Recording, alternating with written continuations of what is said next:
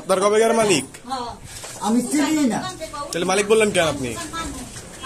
আপনার মালিক কিভাবে হয়?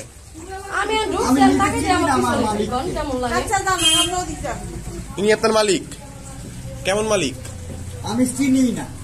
তাহলে বললেন কেন আপনার মালিক? আপনি আমার 10টা টাকা দেন, তাহলে চলে যাবেন? তাহলে চলে যাবো। এটা কি নতুন নতুন সিস্টেম নাকি ভিক্ষা করার?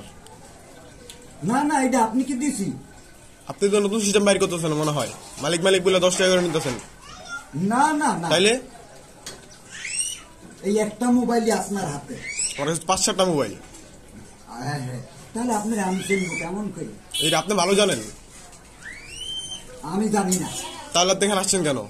আপনি যে আমার মালিক। আমি তো আপনার মালিক না। আপনি আমার মালিক। না না, আমি আপনার মালিক না।